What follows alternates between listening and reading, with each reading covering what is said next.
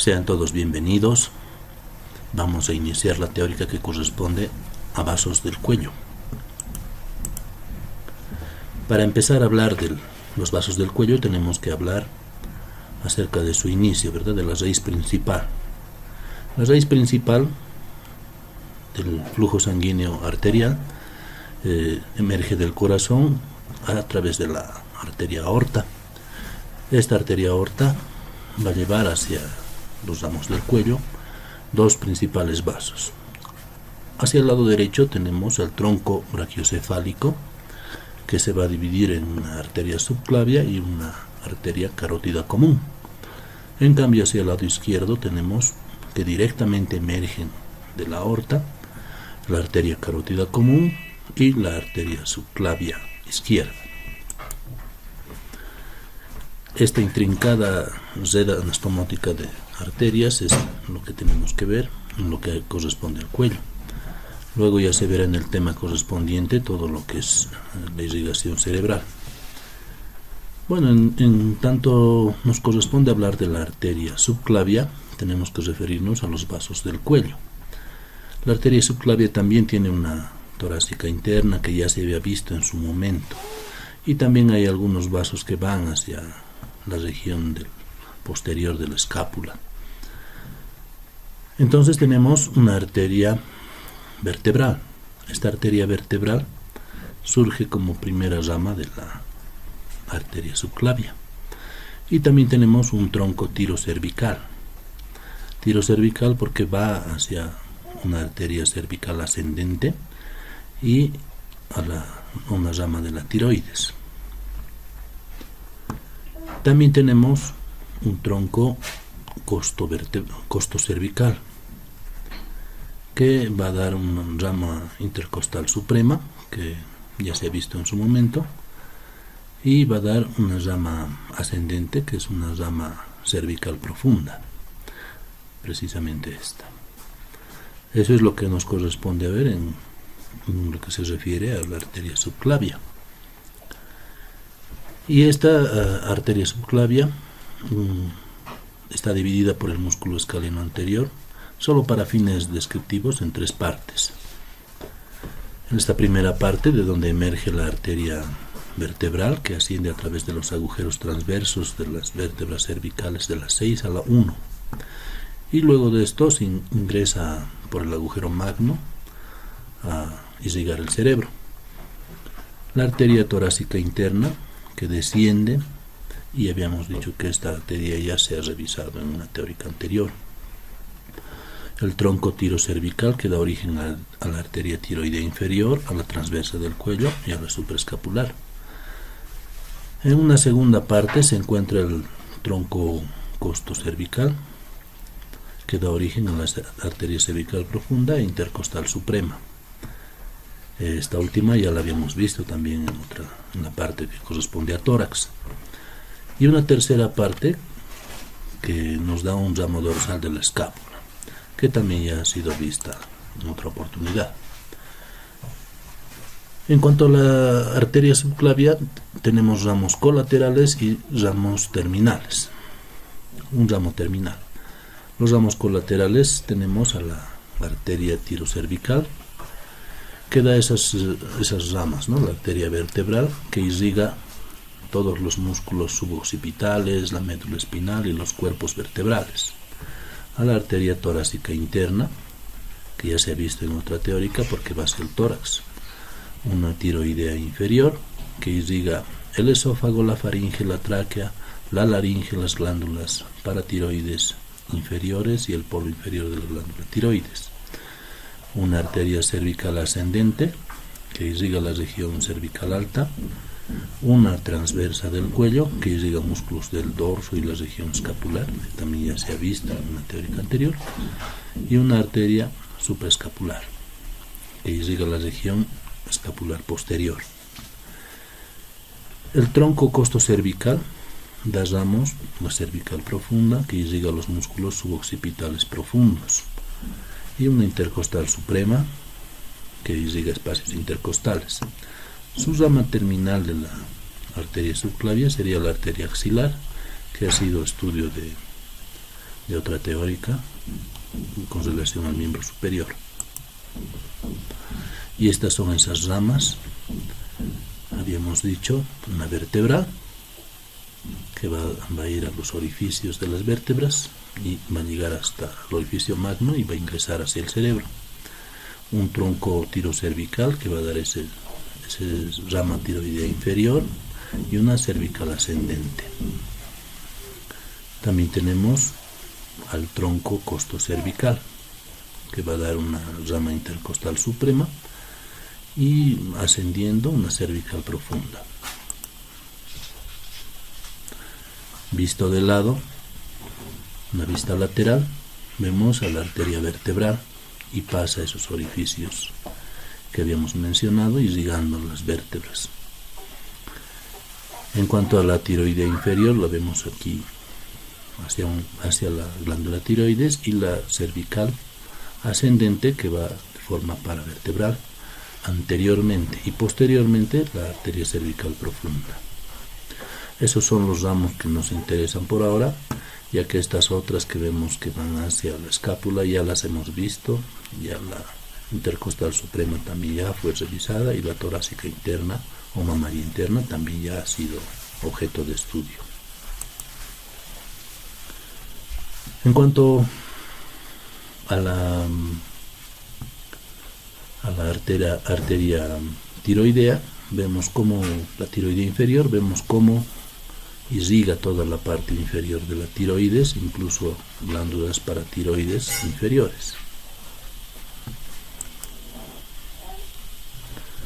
Esta es la tiroidea inferior, que también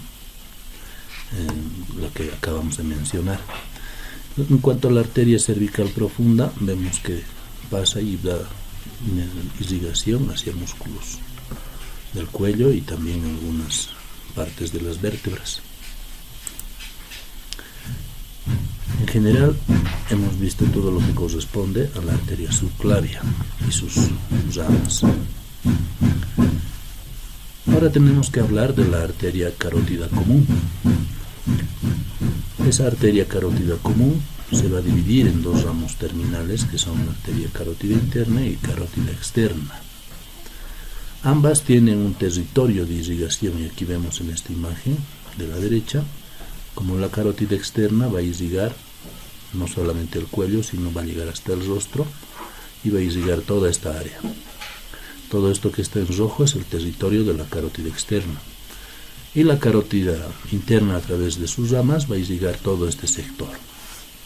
Entonces el rostro no es un territorio exclusivo de la carótida externa. En cuanto a sus ramas, tenemos ramas colaterales. Tenemos a la arteria tiroidea superior, que irriga la región infrahioidea, la laringe, el polo superior de la tiroides. Tenemos a la arteria lingual, que irriga la región suprahioidea, la lengua, las encías y la glándula sublingual. La arteria facial, que irriga los músculos de la cara, el cuello, irriga la amígdala palatina y la glándula submandibular. La arteria occipital, que irriga el cuero cabelludo, algunos músculos del dorso y la oreja.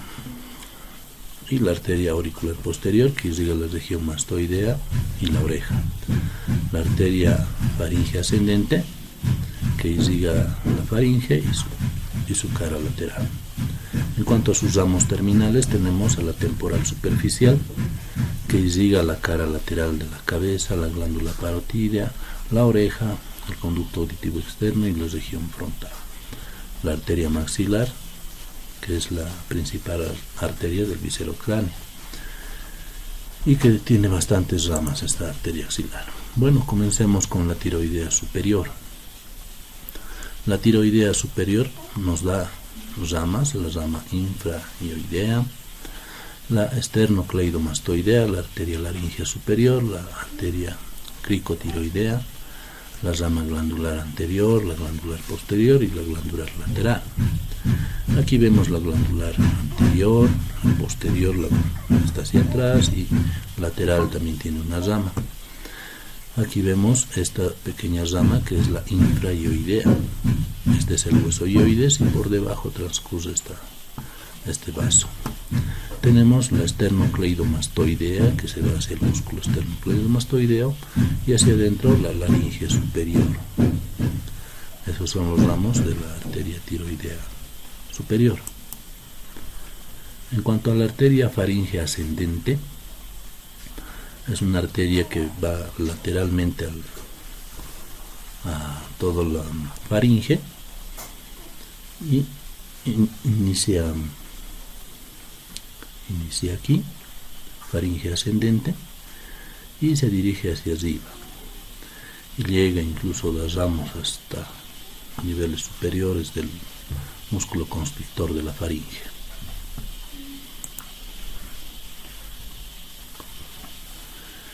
La arteria lingual, tenemos una rama suprayoidea, una arteria sublingual, ramas dorsales de la lengua y arteria profunda de la lengua.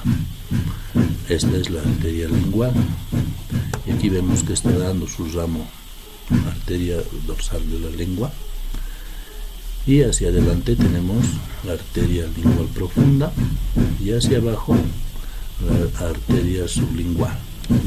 Esos son los ramos que da la arteria lingual. En cuanto a la arteria facial, que ya ha sido motivo de estudio en otra teórica, tenemos varias ramas: la arteria palatina ascendente, la rama tonsilar, la arteria submentoniana, ramas glandulares, arteria labial superior, inferior, rama del tabique nasal, rama nasal lateral y arteria angular. Bueno, en esta imagen solo podemos ver la parte que ya corresponde al rostro. Aquí vemos los ramos labial superior e inferior, y vemos cómo va subiendo, y vemos esa forma tortuosa que corresponde, o que se da esa forma tortuosa debido a que este tejido de la mejilla es distendible, y cuando se distiende el vaso se vuelve más recto, ¿no? Está de forma tortuosa para poder ser flexible. Y hacia arriba vemos la arteria nasal lateral, vemos que se une con la transversa de la cara hacia anastomosa, y finalmente la arteria angular es su parte terminal. En cuanto a la arteria occipital, tenemos una rama mastoidea, una rama auricular, una rama esternocleidomastoidea, rama meningia, ramas occipitales y rama descendente. Esta es la arteria occipital. Y vemos aquí todas las ramas que tiene, y sobre todo que irriga el cuero cabelludo y a los músculos que están alrededor. En cuanto a la arteria auricular posterior, también la hemos visto en la imagen anterior. Tenemos varias ramas, como la arteria estilomastoidea, rama timpánica posterior, la rama auricular, rama occipital y rama parotídea, que se pueden ver aquí. También vemos en esta imagen, pero no están muy claras las ramificaciones porque son muy pequeñas y parte de ella ingresa en pieza ósea.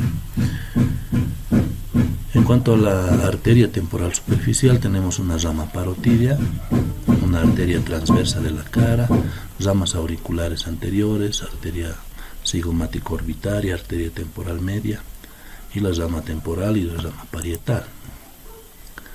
Bueno, esta es la arteria temporal superficial, y esta es la arteria transversa de la cara, que está cortada, pero habíamos dicho que llega hasta estomosarse con la arteria facial. Hacia arriba tenemos más ramos musculares, y ya tenemos todos los ramos mencionados, ¿no?, que van también hacia el cuero cabelludo. En cuanto a la arteria maxilar, esta arteria es tal vez la que más ramas da, ¿no? Es un ramo terminal. Esta temporal superficial y la maxilar son los ramos terminales de la carótida externa. Y tenemos una arteria auricular profunda, una arteria timpánica anterior, arteria alveolar inferior, o sea, de la mandíbula, que tiene sus ramas dentales y sus ramas peridentales, rama mentoniana y rama amiloidea. Tenemos una arteria meningia media con sus ramas accesorias, frontal, orbitaria, anastomótica con la arteria lagrimal, una rama parietal y una petrosa, y una arteria timpánica superior. También tenemos esta otra rama que es la arteria pterigomeningia, arteria masentérica, arteria temporal profunda anterior y profunda posterior, ramas pterigoideas, tenemos una arteria bucal, arteria alveolar superior posterior, ramas dentales, y esto ya es del hueso maxilar, ¿no? De las arcadas dentales superiores.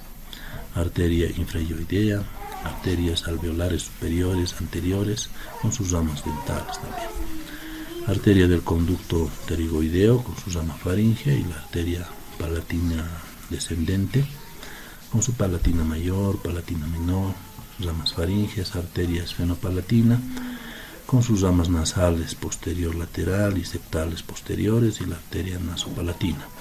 Esta arteria ya ha sido, y todas sus ramas, ya ha sido motivo de una teórica anterior, ya se ha revisado cada una de ellas, se ha mostrado las imágenes de forma muy clara. Ya habíamos dicho que este es todo el territorio de la arteria carótida externa y la carótida interna con un color más oscuro. Vemos cómo las arterias van a irrigar todo el cuero cabelludo, ¿no? Esas arterias que hemos mencionado, y cada una va acompañada de su respectiva vena. Las venas van formando troncos comunes y es lo que a partir de este momento vamos a empezar a revisar. Habíamos dicho que van formando troncos comunes, como esta retromandibular, que nos va a dar un ramo para la yugular externa y otro ramo que se va a unir al tronco común, que se va a unir a la yugular interna. Incluso vemos cómo forman complejos plexos en esta fosa subtemporal o infratemporal. Y las dos principales del cuello en este caso serían la yugular externa y la yugular interna. También a nivel posterior tenemos varias arterias, varias venas, ¿no? Como la vena cervical profunda, la vena vertebral, que acompañan a las respectivas arterias. Hacia adelante también tenemos plexos, sobre todo esta yugular anterior y la vena comunicante, que van a fusionarse justamente con la vena yugular externa en su tronco común, y esta va a drenar finalmente hacia la vena, hacia las subclavias, y finalmente todo esto confluye hacia la vena cava superior. Vemos también cómo hay ramos para la glándula tiroides, para el drenaje venoso de esta glándula, muy irrigada, muy importante la secreción interna que produce esta glándula. En cuanto a nódulos linfáticos, a las cadenas linfáticas, tenemos varias formas de clasificación. Algunos lo clasifican por su forma, por su dirección o por su concentración. Tenemos glándulas o nódulos auriculares posteriores, occipital, cervical superficial, cervical posterior, supraclavicular. Lo han clasificado por el tipo de aglomeración que tiene. También lo han clasificado por las cadenas que forman. Tenemos la cadena cervical posterior, cervical anterior, tenemos la submandibular, facial, etc. Pero la clasificación que me parece más interesante es precisamente la que está en el texto de Pro, que es nuestro texto base, que se refiere a los territorios que estas glándulas drenan la linfa, y esos territorios tienen que ver muchas veces con algunos tumores que para hacer tratamiento, para hacer diagnóstico, deben drenarse, además deben retirarse las cadenas ganglionares. Esta forma de clasificación lo divide por territorios. Esta es la clasificación que da nuestro texto de Pro, donde nos da unos territorio 1, que corresponde a los nodos submandibulares, el territorio 2 con los nódulos profundos superiores, el 3 con sus nodos anteriores superficiales, el 4 con los nodos profundos inferiores, el 5 que es cervical posterior, el 6 que es cervical anterior, y bueno, aquí está todo el detalle. También se pueden subdividir, ¿no?, en 1A, 1B. El 1A serían los submentonianos y el 1B serían los submandibulares. Y el 2 sería el grupo cervical profundo lateral superior, el 3 el grupo cervical profundo lateral medio, el 4 el cervical profundo lateral inferior, el 5 los nódulos del triángulo cervical posterior, el 6 los nódulos del compartimento anterior y el 7 los nodos traqueoesofágicos, mediastínicos también, que son los profundos, ¿no? Y en esta imagen vemos lo complejo de las cadenas ganglionares. Vemos que generalmente acompañan a los grandes vasos y estos vasos conforman paquetes vasculonerviosos. A nivel posterior de la faringe también tenemos gran cantidad de ganglios. Y bueno, en cuanto al sistema nervioso, esto corresponde a otra teórica. Y pasaríamos a la parte clínica. Bueno, en esta imagen no se ve muy bien, pero son los lugares donde se puede acceder a la vía venosa central. La vía venosa central se trata de una punción de una bránula o de una bránula sobre todo de gran calibre, ¿no? Un acceso venoso especial para introducir grandes cantidades de líquido o medicamentos. Entonces tenemos varios puntos. Tenemos a la vena yugular interna, que tiene una vía media, a la vena subclavia y a la carótida externa también, que puede accederse por vía venosa central. También tenemos una patología que se llama glomus carotidio. El glomus carotidio es simplemente un sensor que tiene justamente en la división de la carótida interna y la carótida externa. Hay un pequeño sensor que es un quimiorreceptor que mide la cantidad de oxígeno en la sangre, y mediante esa guía el cerebro puede regular la velocidad de la respiración. Porque vivimos a gran altura y hay menor concentración de oxígeno, menor concentración debido a la presión barométrica disminuida, esta glándula puede ir creciendo, y cuando ya alcanza cierto tamaño ya es necesario retirarla porque incomoda al paciente. Pero es muy vascularizado, inclusive puede ser pulsátil. Obviamente esto debe hacerlo el especialista de cirujano del cabeza y cuello. También tenemos otras enfermedades, como la enfermedad de las arterias carótidas, que no es más que la aterosclerosis, que también ataca a nivel cardíaco con los infartos, la isquemia. Lo mismo puede atacar a nivel de las carótidas, donde se dividen los vasos arteriales, es donde suele haber estas placas ateroscleróticas. Y esas placas lo que hacen es disminuir el tamaño de su luz, como vemos en este corte. Eso provoca menor flujo sanguíneo, disminuye el diámetro. Y muchas veces este endotelio es lesionado por el flujo sanguíneo, que se convierte en turbulento a este nivel, y eso puede generar coágulos porque se desprende el endotelio y entonces es necesario ser reparado y va formando coágulos. Por la gran velocidad del flujo, esos coágulos pueden irse desprendiendo y pueden viajar hacia regiones superiores en el cerebro, y eso puede causar embolismos. Bueno, esta patología puede llegar a tratarse de alguna forma, ¿no?, como vemos en la imagen. Hacerse resección quirúrgica de esas placas ateroscleróticas. También tenemos otra patología que se llama la arteritis de células gigantes. Por suerte no es muy frecuente en nuestro medio, corresponde o es parte de la enfermedad que se denomina polimiosis reumática, que es más frecuente en Europa. Consiste en que las arterias, sobre todo la temporal superficial, va disminuyendo el diámetro de su luz. En esta enfermedad el paciente va a presentar dolor de cabeza, alteraciones visuales, claudicación mandibular, es decir, que un lado no le va a perder fuerza.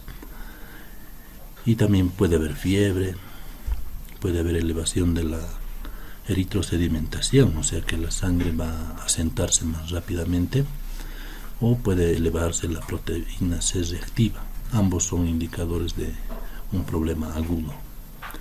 El diagnóstico es por biopsia. En países donde esto es frecuente se considera una emergencia, porque puede llegar a perder la visión en un ojo. También tenemos esta patología que es el pseudoneurisma de la arteria temporal, o puede ser también un aneurisma verdadero. A la izquierda tenemos un pseudoneurisma donde solamente una de las capas de la temporal superficial se ha dañado y ha dejado escapar, se ha hecho un hematoma, en otras palabras. Y este hematoma se ha organificado, ¿no? Se ha solidificado y luego se ha fibrosado y forma una especie de pequeño tumor. Por eso se denomina pseudoneurisma.